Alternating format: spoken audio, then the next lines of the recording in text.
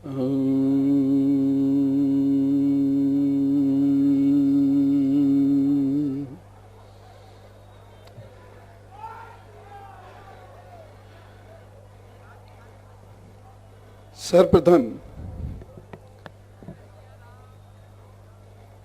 मैं प्रभु श्री राम का उद्घोष करूंगा और हम सब लोग मिलकर ये उद्घोष करेंगे, क्योंकि यहां जन जन के राम की बात हो रही है, तो जन जन के हृदय से प्रभु के नाम का उद्घोष होना चाहिए। बोलिए सियावर रामचंद्र की। अभी आपने देखा कि जो प्रस्तुति हुई उसने कैसा चार्ज कर दिया हम लोगों को। तो जो प्रस्तुति उन्होंने की है उसका प्रत्युत्तर भी हमें देना है। बोलिए सियावर रामचंद्र की। जय श्री राम, जय श्री राम। और दोनों हाथ उठा के जय जय श्री राम।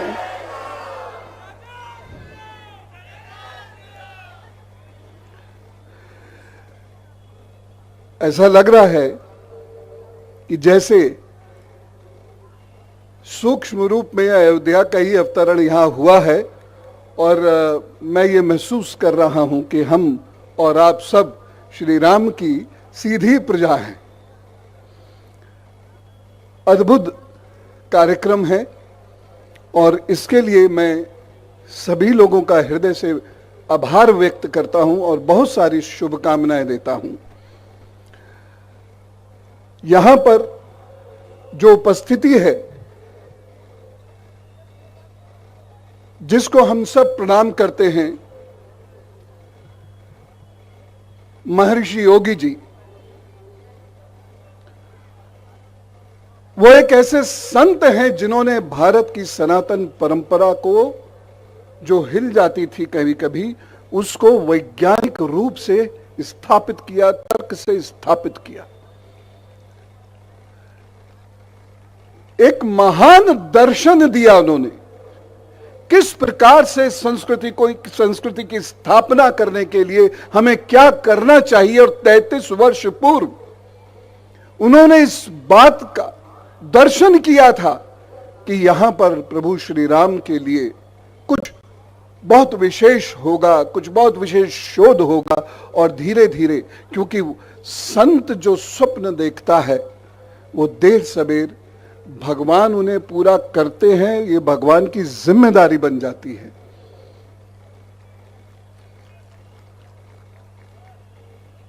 और ऐसे ही श्रेष्ठतम संत के उत्तम शिष्य श्री अजय श्रीवास्तव जी, जिनसे पूर्व में भी भेंट होती रहती है, और एक विजनरी व्यक्ति हैं और बहुत कर्मठ हैं, और उनके विजन का प्रतिफल हम ये सब देख रहे हैं।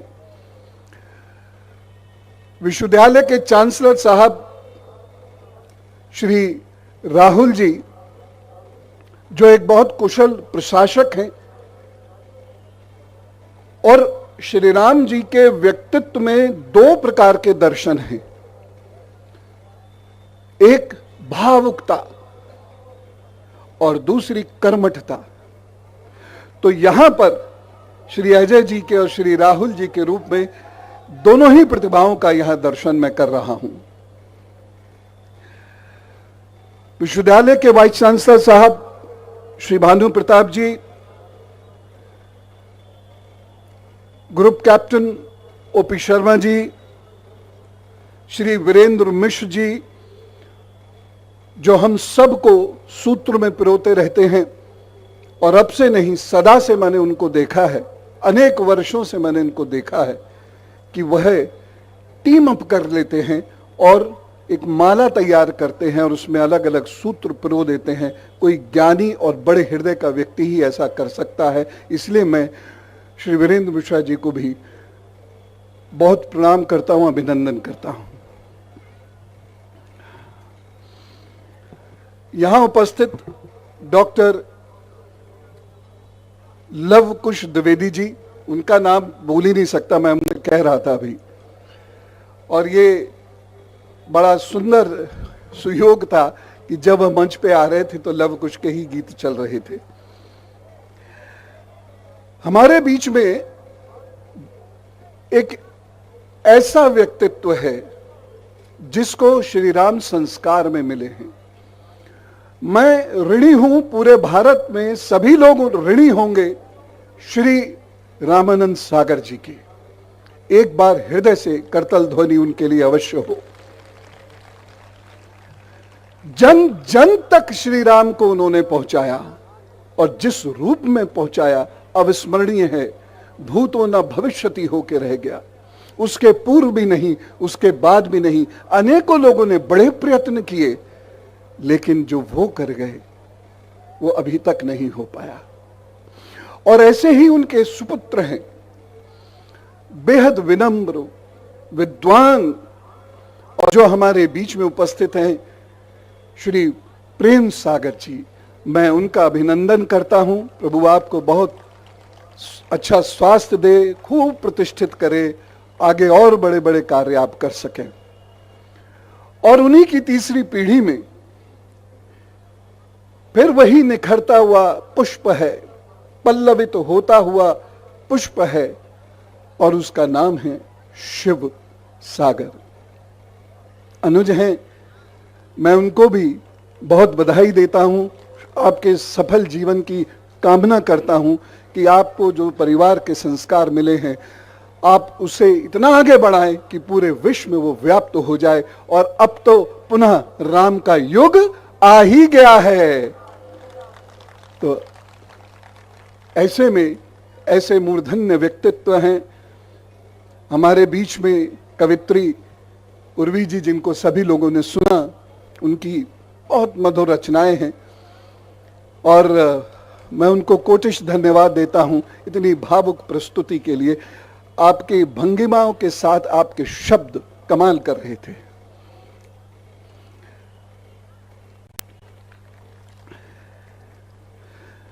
महर्षि जी की बात से शुरू करूंगा, क्योंकि जन जन के राम जी की जो आज बात करी जा रही है, यह जो विषय चुना गया है, यह विषय अपने आप में बड़ा विशिष्ट है, और इसे चुनने वाले भी कोई साधारण लोग नहीं होंगे, ऐसा मेरा मानना है। क्योंकि प्रभु श्री राम, राजा श्री राम आदि आदि बहुत सारे उपाधियों से सम्मानित करके श्री राम का बहुत वर्णन किया जाता है, प्रतिदिन किया जाता है इस भारत के अंदर। और 5114 BCE से आज तक लगातार किया जा रहा है। लेकिन जन जन के राम, यह वर्णन बहुत कम मिलता है। जन जन में राम का वर्णन बहुत मिलता है, और वास्तविकता भी है। लेकिन जन जन के राम, इसमें एक अधिकार सूचक शब्द है, जन जन के राम। और यही शब्द था जिसके आधार पर मैंने ये सोचा कि मैं क्यों ना राम राज्य की बात करूं। राम राज्य को लोगों ने एक कल्पना समझा है। गांधी जी के राम राज्य से, जहां भी आप देखेंगे गांधी जी ने राम राज्य की परिकल्पना की, यहां से शुरुआत होती है। एकेडमिशियंस ने भी जो लिखा है वो गांधी जी के राम राज्य से लिखा है, लेकिन उससे बहुत पहले खुद प्रभु श्री राम जी ने राम राज्य की संकल्पना ही नहीं, राम राज्य की रूपरेखा इस भारत को दी थी। इसकी चर्चा नहीं होती। अगर इसकी चर्चा होती तो हम कोई युद्ध नहीं हारते। अगर इसकी चर्चा होती तो भारत के अंदर गवर्नेंस अद्भुत रूप से रही होती। अगर इसकी चर्चा होती तो हम विश्व गुरु की उपाधि कभी खोते नहीं। अगर इसकी चर्चा रहती तो आज हम सुपर पावर होते, और वो भी विनम्रता के साथ। राम राज्य सिर्फ कल्पना नहीं है।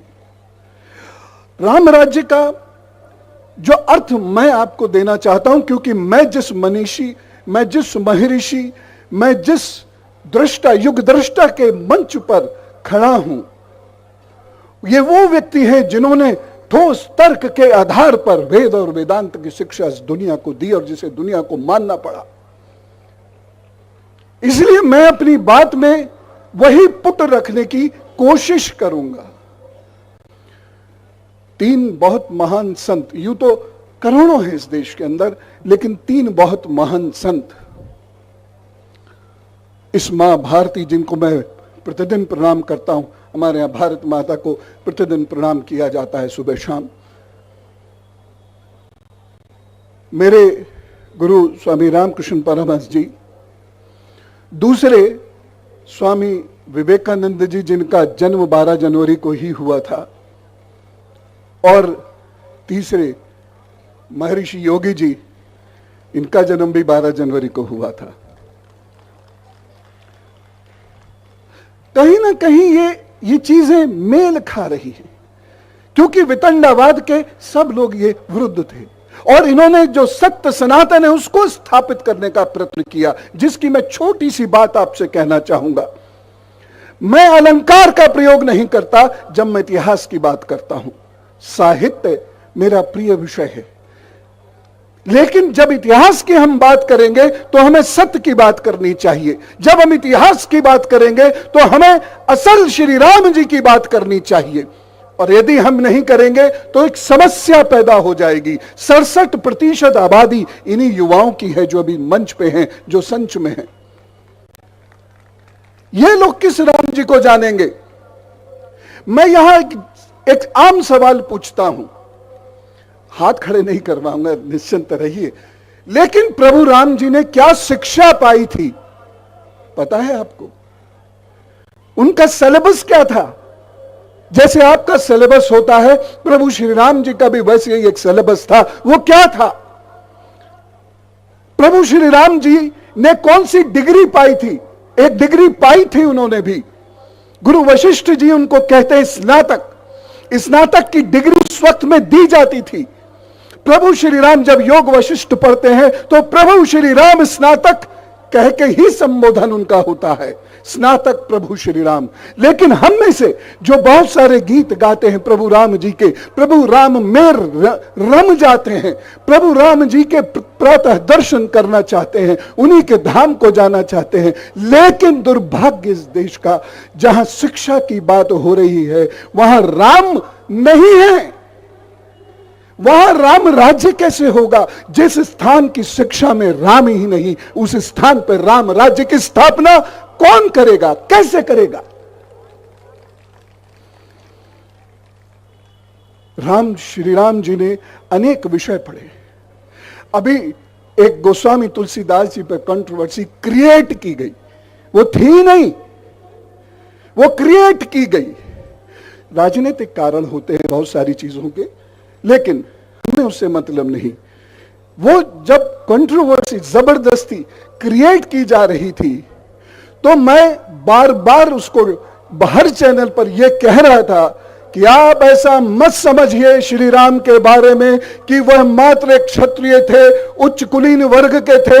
आपको यह पता होना चाहिए भारत की आश्रम व्यवस्था के अंदर ना कोई राजा का पुत्र है, ना कोई निषाद का पुत्र है, और श्री राम जी के साथ यानी उनके बैचमेट आप कह सकते हैं वो निषाद राजगुरु थे। ये तथ्य हमें जानने की जरूरत है, क्योंकि अब युग बदल रहा है, और जब युग बदलता है तो सोच में परिवर्तन आना चाहिए, नहीं तो पुरानी सोच कहीं पीछे छूट जाती है, और उस सोच के साथ संस्कृति छूटती है, इतिहास छूटता है, सनातन संस्कृति छूट जाती है। लोग कहते हैं इस संस्कृति का कभी ना विनाश होगा, लेकिन परिवर्तन भी एक विनाश है यदि वो परिवर्तन सकारात्मक नहीं है तो। जो हुआ है, जो हुआ है, श्री राम की कसमें खाने वाले लोगों को यह नहीं पता कि श्री राम जी पढ़ते क्या थे। श्री राम जी की बातें करने वाले लोगों को श्री राम जी के धनुष का नाम नहीं मालूम होगा। कोदंड था, और कोदंड एक ऐसा धनुष होता था जिसमें गांठें होती थी, और उसमें छोटे और बड़े समस्त तीर एक साथ चलाए जाते थे। इसी से रावण पर प्रहार करते हैं प्रभु श्री राम। प्रभु श्री राम की शूरता, प्रभु श्री राम के बचपन का उल्लेख सब करते हैं क्योंकि बच्चे सबको अच्छे लगते हैं। प्रभु श्री राम की भावुकता का भी उल्लेख बहुत लोग करते हैं, उनकी मुस्कुराहट और सरलता सौम्यता का उल्लेख बहुत लोग करते हैं, लेकिन प्रभु श्री राम के क्रोध का भी वर्णन कीजिए। जब दुष्ट सामने होता है तो मुस्कुराया नहीं जाता है, क्रोध किया जाता है। यह भी प्रभु श्री राम ने सिखाया था। यदि हर दुश्मन से मुस्कुरा के मिलोगे ना, ये 21वीं सदी है, वो तुम्हारी मुस्कान काट के ले जाएगा।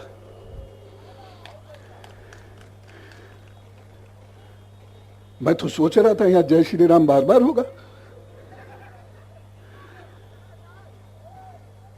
प्रभु श्री राम जी का जो क्रोध है, और कैसा क्रोध है, वो युद्ध में जब लड़ते हैं तो आप ये याद रखिए, शरीर छलनी होता था उनका बाणों से, शरीर में खून बहता था, उनके पास कोई कवच नहीं था, उनके पास उस वक्त तक कोई रथ नहीं था। बाद में मतली आया है, बाद में वो रथ आया है, बाद में ब्रह्मास्त्र इंद्र ने भेजा है। इंद्र का सारथी बन मातली जो था वह रथ लेके आया, लेकिन उससे पहले जो युद्ध किया है वो श्री राम ने बाणों को अपने ऊपर खाया है, रक्त निकल रहा है।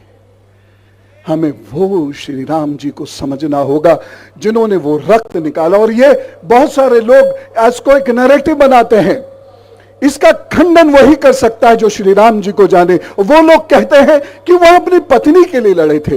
गलत बात है। एक बेटी किसी धर्म जाति के हो, यदि वो भारत के भूखंड में रहती है, यदि वो भारत खंड में रहती है, तो एक बेटी पूरे देश की अस्मत होती है। प्रभु श्री राम उसके लिए लड़े थे। रावण से उनकी जो दुश्मनी है कोई नई नहीं है, बहुत पुरानी है। लोगों ने यह कहा कि मरीच नाम के हिरण को मार दिया रावण ने। मरीच नाम के हिरण को नहीं मारा। वाल्मीकि रामायण को पढ़ने का प्रयत्न कीजिएगा। राम जी को पता है, मां सीता को भी पता है, लक्ष्मण जी को भी पता है कि यह मरीच कौन है, रावण का मामा है। और जिसने रावण से यह कहा था कि भाई मुझे इस पचड़े में मत डालो, तो रावण उस पर गुस्सा कर गया, बोले या तो वहां मर, नहीं तो मैं मार दूंगा। इसलिए हिरण का भेष धरा था, लेकिन पता था कि यह हिरण नहीं है। भेष धरने का एक कारण था श्री राम जी को दूर ले जाना, और एक सोची समझी साजिश थी, षड्यंत्र था। उन्हें पता था कि राम जी जब पीछे जाएंगे तो मैं राम जी की मिमिक्री करूंगा, है बच्चों के लिए मैं खासतौर से शब्द का इस्तेमाल कर रहा हूं, मैं उनकी आवाज निकालूंगा। लक्ष्मण जी दौड़े दौड़े आएंगे और उसके बाद रावण मां सीता को उठाकर लेके जाएगा। ये सारी चीजें पढ़नी होंगी हमें। मां सीता की वो शौर्य और चतुराई भी पढ़नी होगी कि अचानक जब उनको विमान में बिठाकर रावण लेके जा रहा है तो वो अपने जो गहने हैं वो उन बिंदुओं पे गिराती जा रही हैं जहां से उन तक का पता लग जाए, और इसी आधार पर मां सीता किस रास्ते गई हैं, दोनों भाई उसी आधार पर चलते हुए आगे बढ़ते हैं। एक बात मैं और कहना चाहूंगा आप लोगों से। आप लोग हमेशा हनुमान जी को बंदर कहते हैं, किस कारण से कहते हैं? क्या बंदर उनकी जाति है? क्या वो बंदर मंकी प्रजाति के हैं? पूरी दुनिया में हम ही लोगों ने फैला दिया कि मंकी गॉड, मंकी गॉड, और जब उन्हें कोई मंकी गॉड कहता है तो हम बड़े प्रसन्न होते ही टॉकिंग अबाउट हमारे हनुमान जी। हनुमान जी मंकी नहीं है, हनुमान जी वानर है, वन में रहने वाले नर। किष्किंधा की पहाड़ी पर रहते हैं वो लोग जो बहुत शूरवीर हैं। और हनुमान जी की भी मैं आपको काबिलियत बताता हूं, सामवेद के ज्ञाता हैं, और ये मैं नहीं कह रहा, खुद प्रभु श्री राम जी कह रहे हैं। सामवेद के ज्ञाता हैं। गीत तुमरे भजन राम को पावे, तुमरे भजन राम को ध्यावे। वो वाद्य यंत्र बजाना जानते हैं, वह गीत गाना जानते हैं। बिना कुछ सोचे समझे भाव में डूबकर कभी भी सत्य को हटाइए नहीं नजरों के आगे से, क्योंकि जब सत्य नजर के आगे से हटता है तो माया उस पर छा जाती है, माया भी हट जाती है, तो फिर झूठ छा जाता है। हम भक्ति में सराबोर होते हैं, युग बदल जाता है, और जब युग बदल जाता है तो हमारे परिवार के बच्चे ही हम पर प्रश्न लगाते हैं, ऐसा कैसे हो सकता है कि बंदर बोल रहा हो। आज के बाद मैं हाथ जोड़कर निवेदन कर रहा हूं, हनुमान जी को बंदर नहीं वानर कहिएगा। एंथ्रोपोलॉजिकली नियंदरथल रेस के वो व्यक्ति हैं।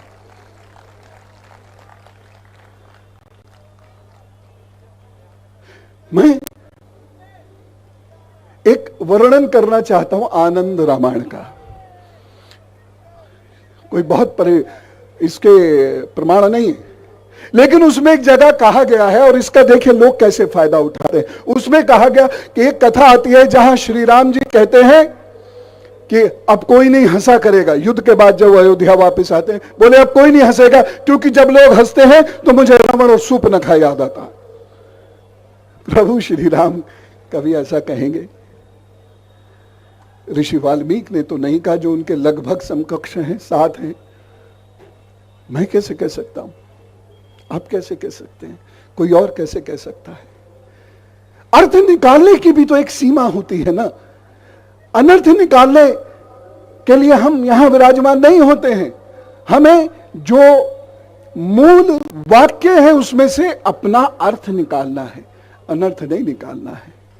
लेकिन इसी प्रकार की सोच बनती चली जाएगी, इसी प्रकार के नैरेटिव बनते चले जाएंगे। इसलिए मैं अक्सर बहुत सारे लोगों से कहता हूं, यद्यपि मैं दो लोगों का बहुत प्रशंसक हूं, पूजनीय विजय कौशल जी महाराज और पूजनीय रामभद्राचार्य जी, क्योंकि ये राममय जीवन जी रहे हैं। और राममय जीवन जीते हुए जो व्यक्ति राम जी की गाथा गाता है, तो यहां से आवाज नहीं, यहां से आवाज निकलती है। जो राम का भक्त होगा, जब वो जय श्री राम का उद्घोष करेगा तो आवाज यहां से आएगी, वो चीखेगा, और उसके मन में वो जुनून, वो पागलपन होगा, क्योंकि आवाज यहां से आती है भक्त की।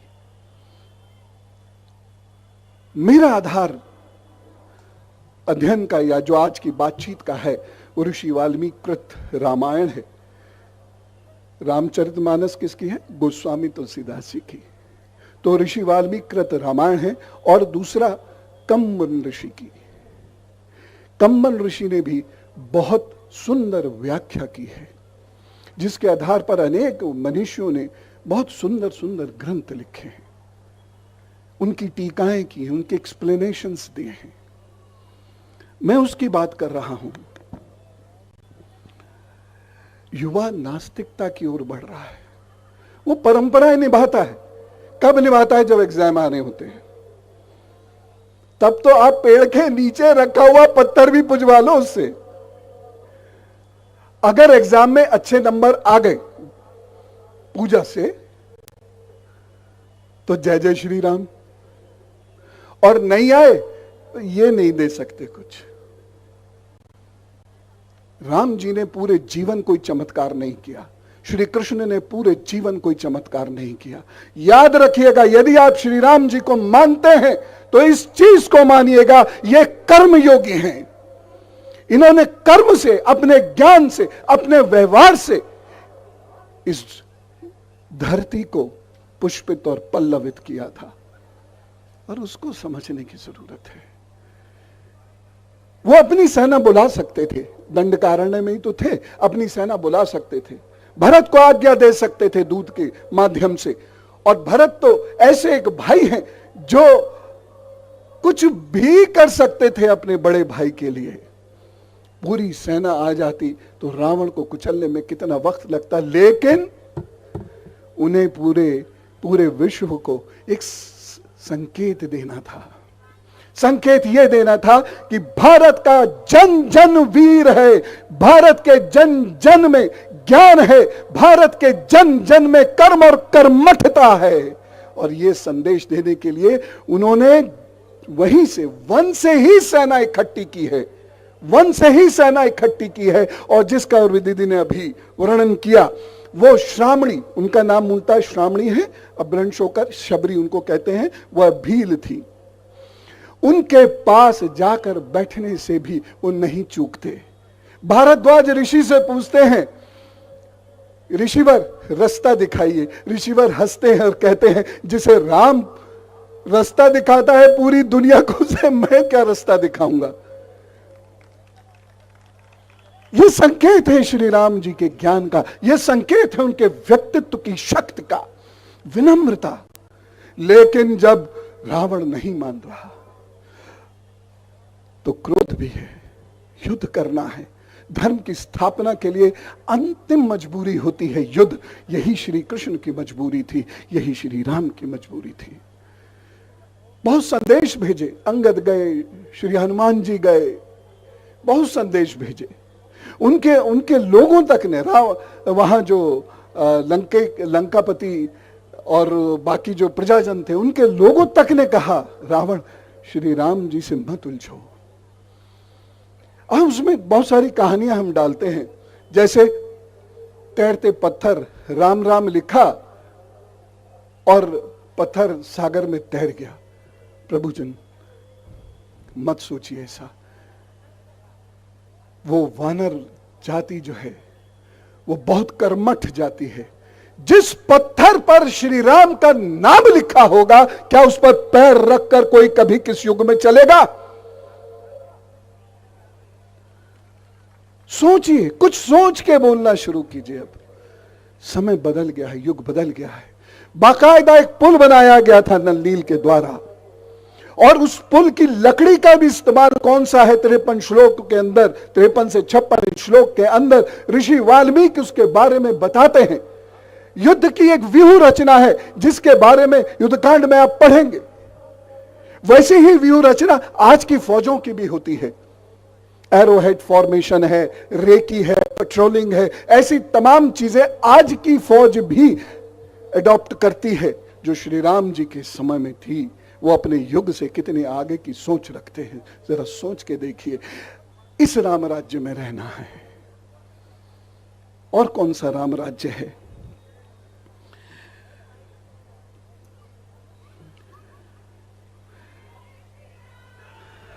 आनंद,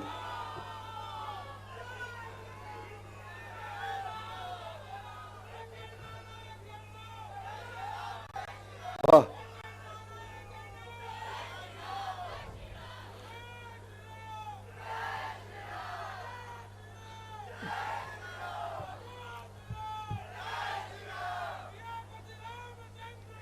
जय जय। अब मुझे इस उद्घोष में सबसे अच्छी बात पता है क्या लगी? पहली आवाज जो आई थी बेटियों की आई थी।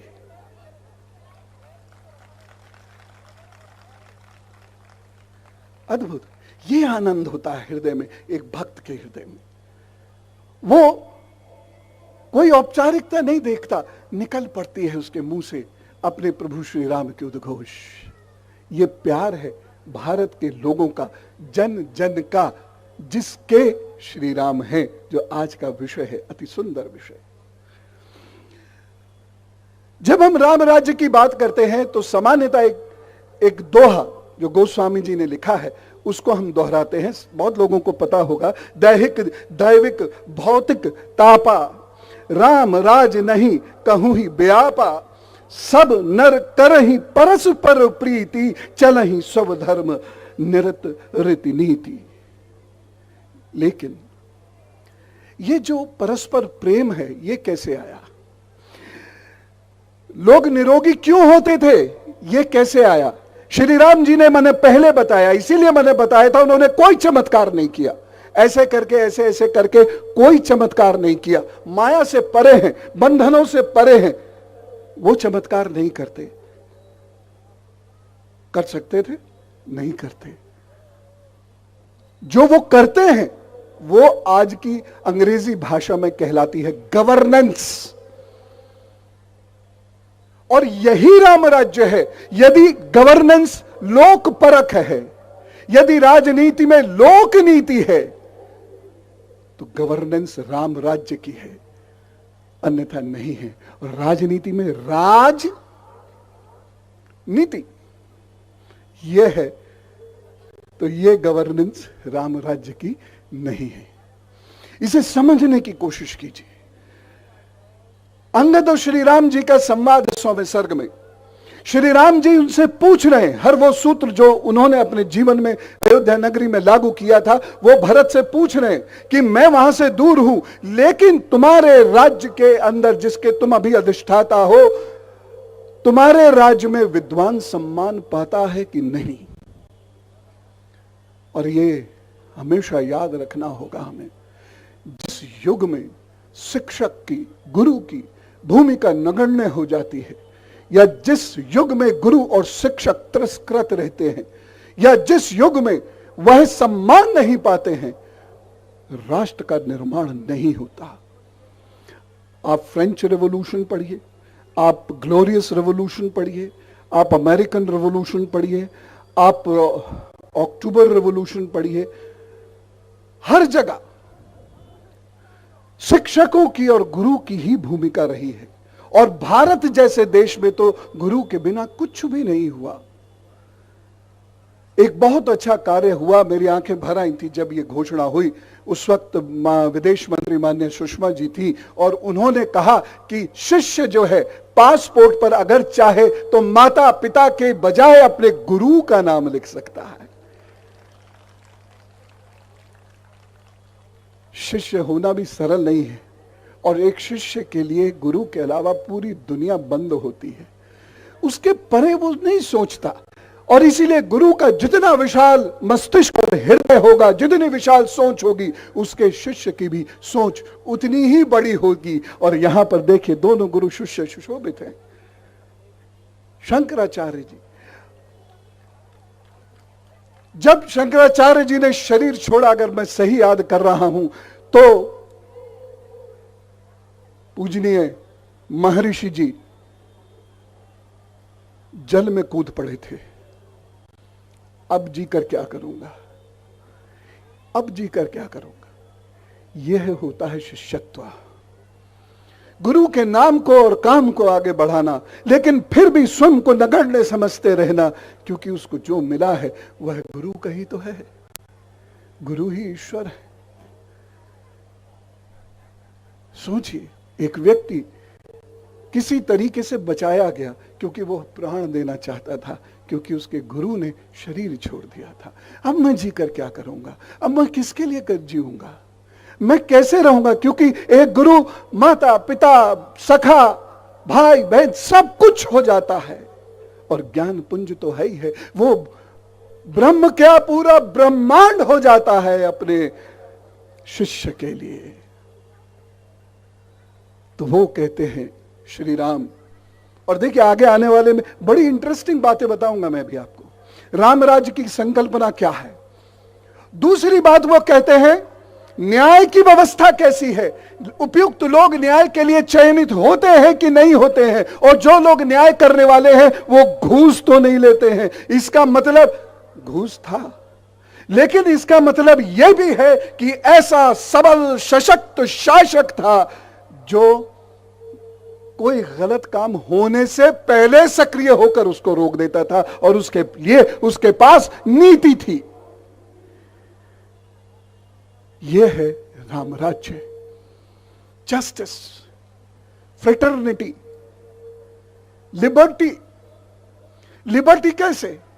3 प्रकार की सभाएं हैं, सभा समिति विदत। ऋग्वेद काल से यह चला आ रहा है। यानी प्रभु श्री राम भी ये कहते हैं कि उच्च सभा है जहां पर मेरे गुरुजन विराजेंगे, उसके बाद मेरी सभा आएगी, और उसके बाद सर्वोच्च सदन होगा जहां लोग आमने सामने खड़े होकर बात करेंगे और वह मेरी नीतियों पर प्रश्न भी लगा सकते हैं। यह है डेमोक्रेसी। तो आपसे आज के बाद कोई कहे कि डेमोक्रेसी लंदन से आई थी, उससे कहना भूल जाओ। भारत में वंशानुगत शासन होते हुए भी यहां बेनिवोलेंट और डेमोक्रेटिक मोनार्की थी। सोचिए जरा, कैसी राजशाही जिसमें निरंकुश नहीं हो सकता कोई व्यक्ति। एक प्रथा होती थी उस वक्त बड़ी अनूठी सी बात बता रहा हूं, आनंद आएगा सुन के। एक प्रथा होती थी, जब राज्याभिषेक का यज्ञ हो रहा होता था तो राजा आगे आगे चल रहा होता था और वो कहता था, मैं सभी दंड से ऊपर हूं, मैं सभी दंड से ऊपर हूं। और गुरु कुश की जड़ प्रतीक रूप में मारते हुए उसके पीछे जाता था और कहता था, तुम दंड के नीचे हो, तुम्हारे ऊपर तुम्हारी प्रजा है। ये है राम राज्य, ये है राम राज्य। सोचिए, 7000 साल पुरानी बात बता रहा हूं आपको।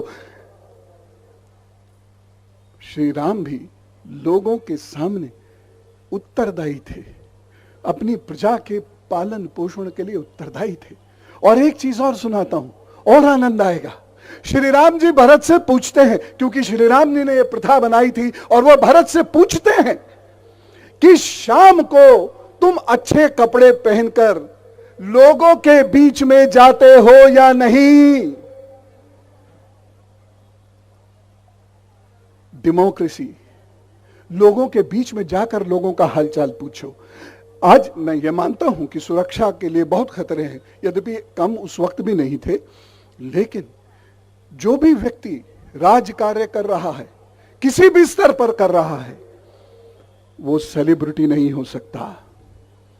और संत तो कभी भी सेलिब्रिटी हो ही नहीं सकता, क्योंकि संत या तो भक्त है प्रभु श्री राम का या अपने इष्ट का, और उसे प्रभु राम का या अपने इष्ट का कार्य करना है, उसे कार्य करने के लिए मिले हैं लोग, तो वह दोनों के सामने नतमस्तक रहता है, अपने प्रभु, अपने गुरु, और तीसरा जो उसका कर्मठ, जो उसका कार्य क्षेत्र है, जहां उसे अपनी कर्मठता दिखानी है, वह है लोग।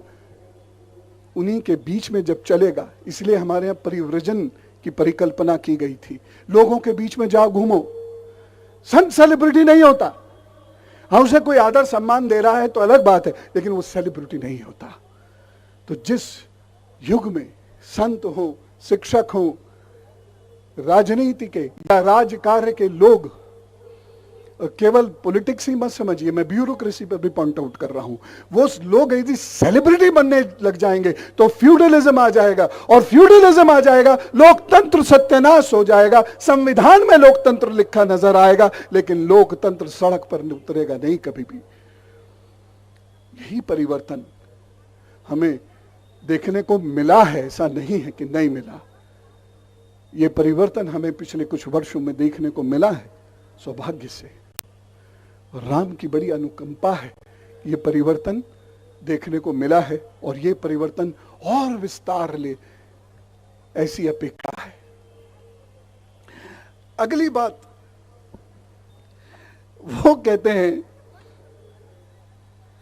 सुधनवा एक बहुत बड़े राजनीतिक दार्शनिक हुए हैं। श्री राम जी उनको बहुत आदर करते थे। तो वो भरत जी से पूछते हैं, सुधनवा जी का आदर हो रहा है ना? यानी अगर किसी युग में दार्शनिक का आदर नहीं होगा तो वो युग उन्नति नहीं कर सकता। विज्ञान अपनी जगह है, दर्शन अपनी जगह है, आस्था अपनी जगह है, अध्यात्म अपनी जगह है, सब ठीक है, सबकी अलग अलग समय पर आवश्यकता है। लेकिन अगर दार्शनिक का सम्मान नहीं हो रहा तो बहुत नुकसान होगा। मुझे अपनी बात को छोटा करना है, क्योंकि ये तो एक ऐसा विषय है, हरि अनंत हरि कथा अनंता, लेकिन मैं इसे छोटा करूंगा। देखिए कितनी गहरी बात श्री राम जी कहते हैं। हमारे आपके इष्ट क्या कहते हैं कि तुम्हारे राज्य में खेती के लिए वर्षा पर तो निर्भरता नहीं है। कितनी बड़ी बात, सोच के देखिए, सोच के देखिए श्री राम जी का मस्तिष्क कितना विशाल रहा होगा कि जो वर्षा पर आधारित खेती होती है वो नुकसान उठाती है। इसलिए वो कहते हैं कि नदियों का पानी खेत में जाना चाहिए भरत, नदियों का पानी खेत में जाना चाहिए, जिससे कोई फसल कभी भी नष्ट ना हो। हवन की बात करते हैं, पर्यावरण की बात करते हैं, और आज लोग गाय पर सवाल उठा देते हैं। श्री राम जी कहते हैं तुम्हारे राज्य में गाय सुरक्षित है कि नहीं है? और श्री राम जी ये भी कहते हैं कि तुम्हारे वनों में हाथी सुरक्षित है कि नहीं है। यानी हर वो चीज जो जनता के काम आने वाली है सुरक्षित होनी चाहिए, सेना के काम आने वाली है सुरक्षित होनी चाहिए। और सेना की बात आती है तो एक बहुत रुचिकर बात कहता हूं। वो ये कहते हैं कि सेना का जो अध्यक्ष है यानी सेनापति, उसका चयन ठीक से हो रहा है कि नहीं, यानी सिलेक्शन प्रोसेस है। आप लोग आज यूपीएससी की बात करते हैं, भारत में ऐसे बहुत उदाहरण हैं कई राजाओं के समय के, जिसमें एक प्रभु राम भी हैं। उस समय में सिलेक्शन प्रोसेस होता था, साक्षात्कार होता था, प्रेजेंटेशन होता था, शौर्य का प्रदर्शन होता, जो जिस भी चीज के लिए। तो सेनापति उचित है कि नहीं है, मंत्री सलाह देने के लायक हैं कि नहीं है। और वो एक चीज और कहते हैं कि तुम रात में जाग कर राज्य के अर्थ की चिंतन करते हो कि नहीं करते हो। कितनी बड़ी बात। राजा के लिए केवल एक पहर होता है सोने के लिए, 8 में से 3 घंटे की नींद होती है राजा की, और बाकी समय उसे कार्य करना है। एक और चीज, खदानों पर भी बात करते हैं श्री राम। ऐसा नहीं था सब कुछ सब बढ़िया ही बढ़िया था, बढ़िया किया जा रहा था। खदानों का सिलेक्शन, जो लोग वहां खदान के निरीक्षक आदि लोग हैं वो ईमानदार हैं कि नहीं है, कहीं ऐसा तो नहीं पैसा पकड़ ले, या ऐसे पैसा पकड़ ले, ये साफ लिखा हुआ है उसमें। मैंने आपको सर्ग भी बताया, तो कहीं ऐसा ना हो पैसा पकड़ के वह अपराधी को जाने दे या खदानों को लुटने दे। वकील का प्रोसीजर है। और वो ये भी कहते हैं राजा को 14 प्रकार के दोषों से मुक्त हो रहना चाहिए। भरत, उन 14 में से किसी प्रकार का दोष तुम्हारे अंदर ना हो। व्याख्या अभी नहीं करूंगा क्योंकि समय की मर्यादाएं हैं। एक चीज और कहते हैं, ये सबके काम की है। श्री राम जी ये कहते हैं 28वें श्लोक में कि अधिक कर तो नहीं लेते हो। तुम्हारी टैक्स की जो पॉलिसी है, रेवेन्यू सिस्टम उस वक्त भी था, तो जो तुम्हारी टैक्सेशन पॉलिसी है वो घात तो नहीं पहुंचा रही है, यानी नुकसान तो नहीं कर रही है। क्योंकि जो व्यक्ति पीड़ा से कर देगा उस राज्य में कभी शांति नहीं होगी, उस राज्य में कभी भी खुशहाली नहीं आएगी। ये सबके मतलब की बात है। अपने लिए ताली बजाओ। कोशिश चल रही है कराधान कम हो, लेकिन प्रभु श्री राम ने एक सिस्टम इसके लिए बनाया था कि कौन व्यक्ति कितना कर दे सकता है अधिकतम, और परेशानी में उस पर निरीक्षक जाएगा और परेशानी यदि जेन्युइन है तो उसका कर माफ कर दिया जाएगा। इसीलिए जन जन खुशहाल है।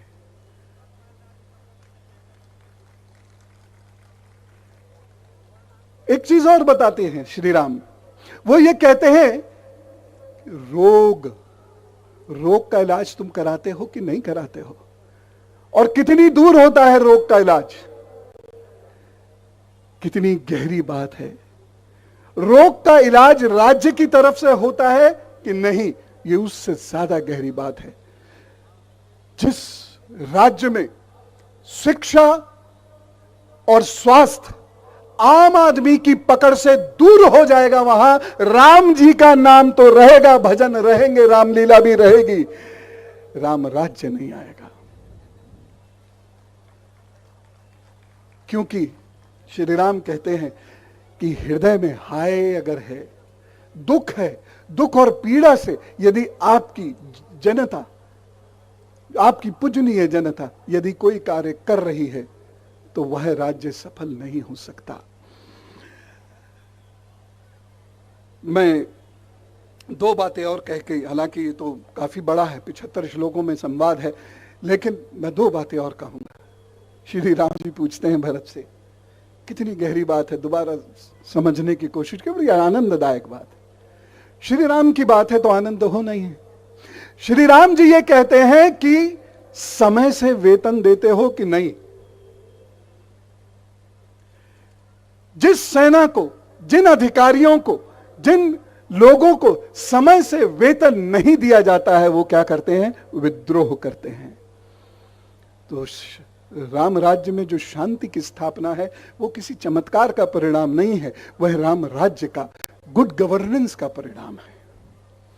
और अंतिम बात कहकर मैं अपनी बात पूरी करूंगा। भरत जी से कहते हैं, निरपराध होने पर भी जिन्हें मिथ्या दोष मढ़कर दंड दिया जाता है वह राज्य नष्ट हो जाया करता है। कितनी गहरी बात।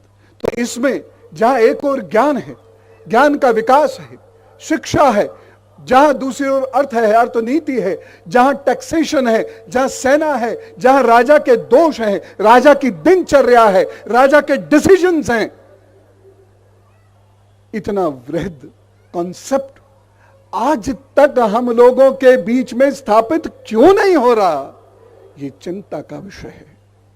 मैं इस महान मंच को, जहां पर मुझे लगता है सूक्ष्म रूप में परम गुरु और गुरु महर्षि जरूर विराजमान होंगे, क्योंकि उनका राजा राम के प्रति क्या स्नेह था यह बताने की आवश्यकता नहीं। इस मंच से मैं ये अपेक्षाएं भी करता हूं कि जन जन में राम हैं, लेकिन उस राम का अध्ययन अवश्य करो, तब वो जाकर जन जन के राम बनेंगे। बोलिए सियावर रामचंद्र की जय श्री राम, जय श्री राम, जय जय श्री राम। भारत माता की जय।